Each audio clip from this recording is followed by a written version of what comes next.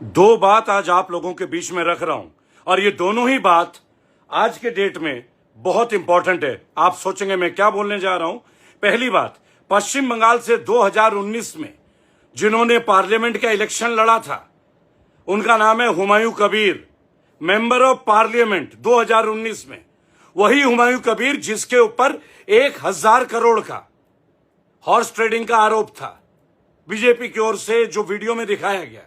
ये बीजेपी ने नहीं दिखाया, लेकिन बीजेपी के साथ 1000 करोड़ की एक डील उस वीडियो में दिखाया गया। अब वो सच है झूठ है वो तो भगवान ही जाने, लेकिन आज हुमायूं कबीर बोलते हैं कि कुर्बानी होगा।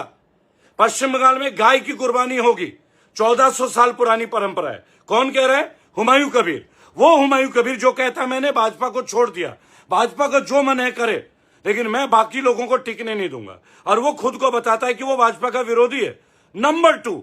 नंबर टू शुभेंदु अधिकारी, वो कहते हैं 14 साल से कम की उम्र के गौवंश का या जानवरों का कुर्बानी नहीं होगा।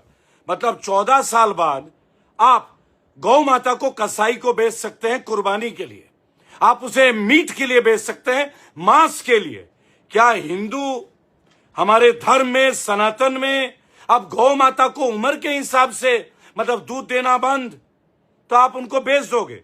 यह है भाजपा की सोच। और अब दूसरी बात, मोदी जी नॉर्वे क्यों गए और अभी भारत में ये गाय और कुर्बानी का मामला क्यों चल रहा है? बताऊं आपको।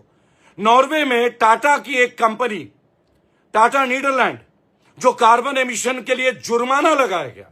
एक तो मोदी जी उसके लिए गए नॉर्वे, दूसरा अदानी ग्रीन, जिसको पोर्टफोलियो से नॉर्वेजियन बैंक ने बाहर कर दिया।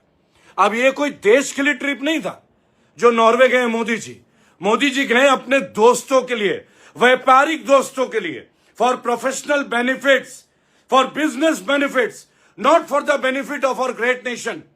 मोदी जी कोई हमारे देश के लिए नहीं गए हैं। अदानी ग्रीन को बाहर कर दिया गया पोर्टफोलियो से इसलिए। और टाटा कंपनी का जो कार्बन एमिशन था, जो टाटा कंपनी ने कहा था 2025 में बंद कर देंगे, वो 2026 तक नहीं हुआ। देखिए, मैं टाटा का भक्त हूं क्योंकि मैं टाटा नगर में जन्मा हूं, लेकिन जो सच है वो तो बोलना पड़ेगा। और इन बातों को दबाने के लिए गाय कुर्बानी, गौक्षी और बकरा ईद, इसके ऊपर तमाम नेशनल टीवी में डिबेट छिड़ा हुआ है।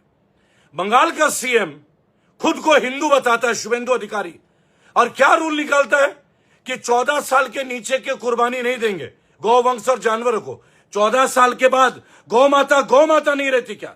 क्या तुम्हारी मां, तुम्हारे पिताजी, तुम्हारे माताजी और पिताजी नहीं रहेंगे? यह है हिंदुत्व, यह है सनातनी, ये ढोंग है, ये पार्टी ही ढोंगी है, इनके लोग ढोंगी है।